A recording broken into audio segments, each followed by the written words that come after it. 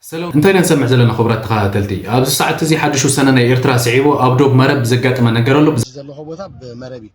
زصبيه زلخو نغرات نتغرينا كالي دما ايرترا حدش مسارحتات ناتو تيا زبل وروطيلو የኤርትራ መንግስት ድሮን ጸረ ድሮን ኢምፖርት ማድረጉን ቀጥሏል። بخالي قص دما ايرتران بريس زتباله اكس اكاونت بوست زغبرو نسسان 5 عمت زاكلن نحزن حدش مسارحتات كاب ايثيوبيا نركبلنا زبل حد صحف له بزعوا نسون قلخنا بلينا ኢትዮጵያ በነፃ እየሰጠችን ነው መሳሪያና ቴንክ ኢትዮጵያ የሚል ነገር ምዝጋ አስቀምጠዋል። سلام كميل لهون كم يغديكم كبرات تخاتلتي لو ما عنتون كم تلمود حدش تكون نغرات عيزلكم مصيلخو كساب مجرشا مساي خصنحنا تلابخو دما زياتو من كالوتن كنرينا ازمدلو زين تفتيخمو خال لايك سبسكرايب مغبار كيترسع خبرات تخاتلتي حزنا ولا مجمره مدلو يكعلفكم سنه مكتتل كبرات تخاتلتي نفتنا مجمره مدلونا خوسدكم كلكم دما اديخا اسلطانيت كان اديخا كتكون كلا خندينا دس كم زولن كندينا وصيت ناي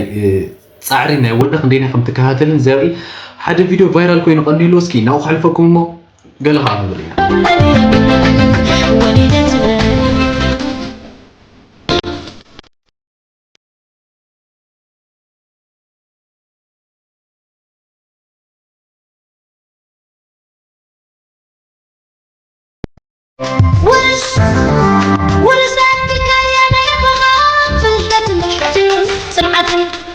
كبرت تخاتلت مقام تريوا ذلكم إذا عدنا زودا كوعش شغل لما مدو خلا أيو كوم دما كوتش تجاور خلا تسلت إنه خلا معرخ ندزوي ذاكل تجدد سنة أبو ولادا أمتى حنتدا نودا كوتش كتجبر كلا خندينا يتودا دما وصيتها وكون كم زغل المجموعات قليل اليوم مخنياتو أدي خمالت فغرنا هابت كوم دما عوت نخد كون أبقون خوينا لعليها مسواتي نوعلها تخفل لك حنت في ترست هالود تخبرت أدي خايمو እዚ ቪዲዮ እዚ ክሪኦ ከለኹ ንኾነ በቃ ውሽጠይ ታች ገይርንሞ ክብረት ተኸታተልቲ ኩላትና ካብዚ ነገር እዚ ካብዚ ቪድዮ እዚ ክንመሃሮ ዝግበአና ሓደ ዓብይ ነገር ኣሎ ንሱ እውን ንደቅና ንደቅኹም ሓደ ነገር ክተሰልጠንዎምን መንገዲ ክተሪእዎምን ክትመርሕዎምን ናይ ባዕልኹም ግዴታ ስለ ዝኾነ ከምዛ ዲና ከምዛ ጠንከራ ትሪእዎ ዘለኹም ድማ ጠንከራሃት ክትኾኑ ንደቅኹም እውን ጠንከራሃት ክኾኑ ክትገብርዎም ይግባእ ይኽለኩም ዝደሊ ክብረት ተኸታተልቲ ናብቲ ቀፃሊ ዓብይ ኣጀንዳ ክንሰገር ከለና ድማ ሓድሽ ውሳነ ናይ ኤርትራ ስዒቡ እቶም ኣብ ኤርትራ ተኣሲሮም ዝፀንሑ ልዕሊ 100 ዝኾኑ ተጋሩ ተፈቲሖም ፍርቆም ናብ ዓዶም ተሰዲዶም ብናቶም ፍቓድ ማለት እዩ ፍርቆም ድማ ኣብ ኣስመራ ክፀንሒና ዝበሉ ድማ ኣብኡ ተለቒቖም ኣብኡ ተሪፎም ኣለዉ እናተባህለ እዩ ሓደ ናብ ኤርትራ ናብ ትግራይ ዝሰግር ሓውና ዝተዛረበሎ መልእኽቲ ሰሚዕና ንመለስ ሞ ገለ ከዓ ክንብል ኢና بود غير افلت مالتي اجي ممتي مهنيات ابزي كاب اسمرا يمتي خا اسمرا كاب تحدثو مايسروا معسكر مايسروا ما تحدثو 3 عام زغون كباب تاشيره مالتي مأسر مهنيات نايتي زنبر غيزاو مالتي نايتي هناتات مالتي بزح تايب هايكون انت حافظ شعب دلي زلو كن انا بزحات الله جناتنا وكيل كاتاي باس لزون انا توكيل متي بزحات الله سايد موت مالتي استمولسو قالو استمولسو بزحات الله تم استمولسو بدليتهم نحنا مجمر تحت معسكر كنت خلنا اول شيء دي نغرات امتيو زمصو خاني ناي صمدو غداي اجي مفتحنا رستس صمداي اجي حنا نو وحده عشيرنا صنحنا هنا اب تحدث مايستر وطن هنا مالتي خمت حزنا زملكت كاني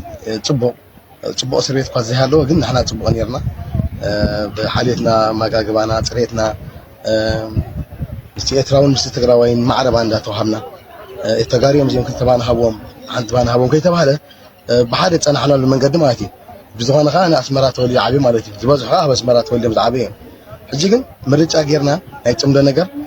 ፍትሕ ምሰንጨናት መንግስቲ ኤርትራ ምሕረት ምስ ገበረነት ዝነበርና እስር ቤት ምርጫ ጌሮምልና እቲ ምርጫ ኻኒ ዓዱ ኸይድ ዝደልን ኣብ እስመራ ቀመጥ ዝደሊ ስድራ ቤቱም ዝብል ሓሳብ መቲ ኣነ ከም ነፍሲ ወኪል ክዛረብ ከለኹ ነዞም ኣሕዋተይ በቃ ወላት ናይ እስመራ ነገራት ናፍቆት ገለ ኩሉ ነገር ገዲፍካ ግን ኣብ ዓደይ ክህሉ ስለ ዘለኒ ናብ ዓደይ መሪፀ ማለት እዩ እጂ ብዙሓት ከ ከምኡ ዝመረፅ ኣለዉ ትማሊ ዝኾነ ኣጋጣሚታት ነይሩ መንደኸራ መፂናው ኣብቲ ኣጋጣሚ ውዒልና ማለት እዩ ግብጃ ክንውዕል ከለና ካባና ዝተመለሱ ምሳና መተኣሰርትና ነበሩ ንሰለስተ ዓመት ዝኸውን ዝተኣሰሩ ማለት በቲ ግጭት ናይ ትግራይን ኤርትራን ዝነበረ ኩነታት ዝተፈጥረ ሰላም ዘየለ ነገር ከምኡ ስለ ዘምፅእ ማለት እዩ ሕጂ ትማሊ ተመሊስና ፋኒና ካብ እስር ቤት ወፂኦም ገዛኦም ኣትዮም ደው ኢሎም ደሓና ኣለና ስድራኹም ረኺብናልኩም ኢሎምና ማለት እዩ ሕጂ ብምርጫና መንግስቲ ኤርትራ ዘይከይገደልና እስር ቤትኩም ወዲእኹም ኢኹም ሰላም ኮይኑ እዩ ዝኻ መንገዲ ዝኻ ጽምዶ እዩ ዓብ ነገር ዝገበረ ኻኒ ኣብ ታሕቲ ኣምላኽ ማለት እዩ ኣወል ስዒድ ማለት እዩ ኣወል ስዒድ በዓል ልፍዓት ዘለዎ ካልኦት መሳርሕቲ እውን ንሱ ነጊርና እዩ ብዙሓት ዘለዎ እዩ ናተይ ከይመስለኩም ከማን ኣነ ተመጻኹም ብዙሓት ኢድ ዘለዎ እዩ ናይ ፅምዶ ኢድ ዘለዎ ተጋሩ ዘለዎ ኣሕዋትኩም ኢልና ሓቂኻ ብልቃሃሪንያ ማለት እዩ ክብረት ዘለዎ ፋናንዋ ከምቲ ዝነበርናዮ ፍቕሪ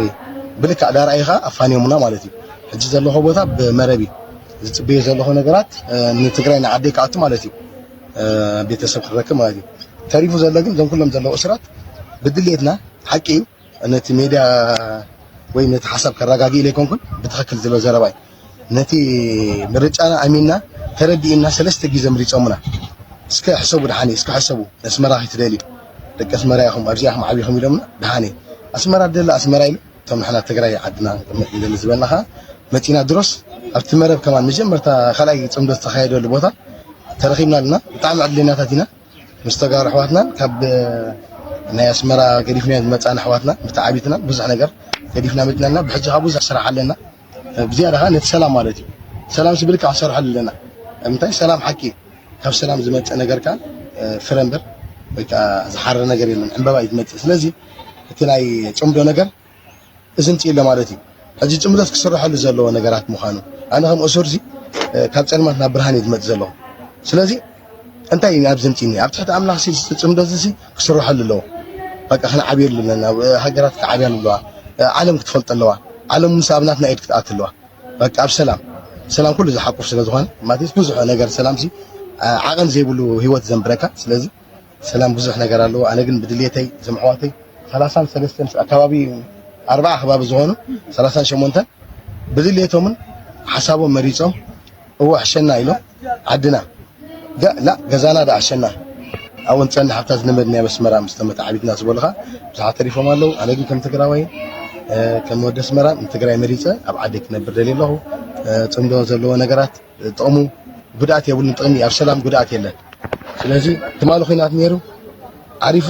ሕጂ ሰላም መፂኡ ወፂና ኣለና ማለት እዩ ኣነ ካብዚ ንላዕሊ እንሻላ ክንሰርሐሉ እምበር ክንዛረበሉ ኸ ይግብአና ብብዝሒ ክንሰርሕ ኣለና እዚ ዝኾነ ይኣኒየለይ ሓሳበይ ብዝመስል ማለት እዩ ቴንኪዩ ይቐኒየልና እንኳዕ ሰላም መፃ ኣሜን ቴንኪዩ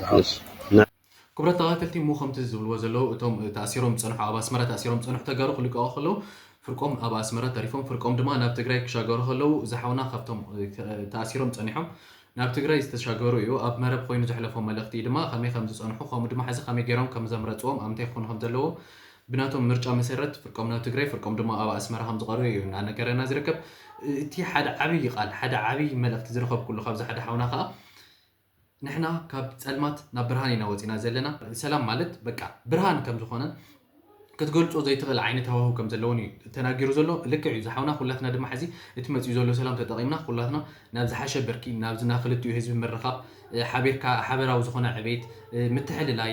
ኩሉ ነገር በቃ ብቻ ኩሉ ነገር እቲ ሕዚ እቲ ፅምዶ ዝበሃል ዘሎ ብቻ ብፖለቲካል አንግል ብቻ ዘይኮነ ነቲ ክልቲኡ ህዝቢ ነቲ ብዙሕ ዓይነት ነገራት ብዙሕ ዓይነት ሕማቕ ነገራት ዝሕልፍ ዝፀንሐ ናሳት 20 ገለን 30 ዓመት ንሱ ሕዚ ናፍቲ ሓቃዊ ዝኾነ ሰላም ንምምፃእ ናይ ኩላትና እጃም ክንዋፃእ ይግባአና ይኽብለኩም ዝደሊ ክብራት ተኸተልቲ ኩላትና ድማ ናይ ሰላም ዘመርቲ ክንከውን ይግባአና ምክንያቱ ሰላም ልዕሊ እቲ ብኩናት ዝተሃሰየ ህዝቢ ዝፈልጦ ስለ ዘየላ ምክንያቱ ድማ ኣብ ክልቲኡ ኣብ ኤርትራ ዘሎን ኣብ ትግራይ ዘሎን ህዝቢ ክልቲኡ ምረት ኩናት ስለ ዝፈልጥ ምረት ኩናት ፈሊጡ ድማ ሕዚ ናፍቲ ሰላም ፅቡቅ ገይሩ ክዝምረሉ ከም ዝግባእ ኣነ እውን መልእኽተይ ከመሓላልፍ ዝደሊ ክብራት ተኸተልቲ ኩላትና ሕዚ እውን ነቲ ሰላም ነቲ መፅኡ ዘሎ ሰላም ነቲ ተጀሚሩ ዘሎ ሰላም ናብ ሽቶ ክነብፅሖ ይግባእ ይኽብለኩም ዝደሊ እግረ መንገዲ ማለት እዩ እስኪ ንቐፅል ሕዚ ከዓ ሓደ ኤርትራን ፕረስ ዝተባሃለ ናይ ኤክስ ኣካውንት ሒዝዎ ዝወፀ ፖስት ኣሎ ካብ ኢትዮጵያ ብዙሓት ዓይነት መሳርሕታት ረኺብና ኢና ንዝሓለፉ 65 እውን ብዙሓት ዓይነት መሳርሕታት ክንረክብ ፀኒሕና ኢና ዝብል ሓደ ፖስት ኣሎ ሞ እስኪ ንሱ ርኢና እንመለስ ኤርትራን ፕሬስ የተባለው የትዊተር አካውንት ደግሞ የኤክስ አካውንት እንግዲህ የፕሮ ኤርትሪያን የሆኑ ፕሮፓጋንዳዎችና ፕሮ ኤርትሪያን ነገሮችን በማስተላለፍ ይታወቃልና ስለ ኢትዮጵያ የተናገረውን ነገር ልንገራችሁ። ኢትዮጵያ ላለፉት 65 ዓመታት ለኤርትራ የጦር መሳሪያ ሾፒንግ ሞል ሆናለች በሚል ነበር እንግዲህ የኢትዮጵያ የገለጻት። እንትን ላይ ያርጉ መሰላችሁ እንግዲህ ከኢትዮጵያ የሚገኙ ጦር መሳሪያዎችን ኤርትራ እየወሰደች ለራሷ ኢንቨንቶሪ እያስገባች ስለሆነ ኢትዮጵያ በነፃ እየሰጠችን ነው መሳሪያና ቴንክ ኢትዮጵያ የሚል ነገርም እዚህ አስቀምጠዋል። ሄሊኮፕተር ከታንክ ከአርትለሪና ከአሚኒሽን ጀምሮ ብዙ ብዙ ነገሮችን ከሳውዘር ኔበራችን ወደ ደቡባዊ በምትገኘው ኔበራችን ወር ደግሞ ጎረቤታችን አግኝተናል የሚል ነገር ነው የጻፉትና አሁን ደግሞ ይሄ ፖስት የተጻፈው ደግሞ የኤስ125 የሚባለው ሰርፌስ ቴር ሚሳይል ወር ደግሞ ከምድር ወደ አየር የአየር መቃወሚያ የሚሳይልን ከኢትዮጵያ ወስደናል የሚል ነገር ነው እዚህ ጋር የሚያሳየው። ከፖስቱ ጋር አብረው የተያዙት ምስሎች እነዚህ ናቸው። እንግዲህ ይሄ የምትመለከቷቸው የሎንቸር ነው። እንደዚህ የኡራል ቫጎን ዛቮድ ይባላል መኪናው። ኡራል እኛ በተለምዶ ኡራል ነው መኪናና ላይ የምትመለከቷቸው ኤስ125 የሚባሉት የአየር መቃወሚያ ናቸውና በሶቪየት ኤራ ደግሞ በሶቪየት መንግስት ጊዜ በ1960ዎቹ አካባቢ የነበሩ ጦር መሳሪያዎች ናቸው። ኦልሞስት አሁን ወደ 80 ዓመት እየጠጉ ያሉ ማለት ነው። እነዚህን ከኢትዮጵያ ወስደናል፣ ከኢትዮጵያ ሰርቀናል። እንግዲህ ቴንኪው ኢትዮጵያ የሚል ነገር ነው የጻፉት ያሉትና ኢትዮጵያ ብዙ ገንዘቦችን በአዳዲስ ጦር መሳሪያዎች ላይ እያዋላች ቢሆንም እነዚህ ጦር መሳሪያዎች ወደ ኤርትራ ኢንቬንቶሪ ወይ ደግሞ ወደ ኤርትራ ንብረት ግምጃ ቤት መግባታቸው አይቀርም የሚል ነገር ነበር ፖስት ያደረገው። ክብረት ተከታተልቲ መሆን ሰምዑ ዘለኹም ሕዚ ኤርትራ ካብ ኢትዮጵያ ብዙሓት ዓይነት መሳርሕታት ንዝሓለፉ 65 ዓመታት ክንወስድ ፀኒሕና ኢና። ኢትዮጵያ አወር ኔይበር ሞሊንግ ሾፕ ጌርና ያለና ናይ ኤርትራ ሾፕ ሞል ጌርና ያለና ዝብል ጽሑፍ እዮም ፖስቶም ዘለዉ ኣብ ኤክስ ኣካውንት ትዊተር ኣካውንት ማለት እዩ። ክብረት ተኸታተልቲ ንሱ ክንደየናይ ሓቂዩ ግዜ ዘውፅኦ ነገር ክኸውን እዩ። ክብረት ተኸታተልቲ እቲ ፖስቶሞ ዘለዉ መሳርሕታት ድማ ብጣዕሚ ብዙሕን ዓበይትን ከምኡ ድማ ካብ ሄሊኮፕተር ክሳብ ከበድቲ መሳርሕታት ወይ ከዓ አርቲለሪ ክብሉ ዝገለጾም ንሳቶም ኣብ ኢድና ይርከቡ ካብ ኢትዮጵያ ዝወሰድናዮም እዮም ዝብሉ ዘለዉ። ሕዚ ድማ ብጣዕሚ መዘራረቢ ኮይኑ ዘሎ ቀፂሉ ካብ ኢራን ዝተበገሰት ሓንቲ ናይ ፅዕነት ኣውሮፕላን ኣብ ምጽዋዕ ኤርፖርት ዓሪፋ እዛ ኣየር እዚኣ ዝሓዘቶ ድማ ብዙሕ ዓይነት ድሮን ወይ ከዓ ኣንቲ ድሮን ክኸውን ከም ዝኽእል እዩ እናተነገረ ዝርከብ። እሱ ሰሚዕና ንመለስ። ሰበር መረጃ የኤርትራ መንግስት ከኢራን ድሮን ጸረ ድሮን ኢምፖርት ማድረጉን ቀጥሏል። ትናንት የሆነ የፍላይት ትራከር ዌብሳይት ከቴህራን ተነስታ ወደ ምጽዋዕ ኢንተርናሽናል ኤርፖርት የገባች ፕሌንን ትራክ አርጓታል።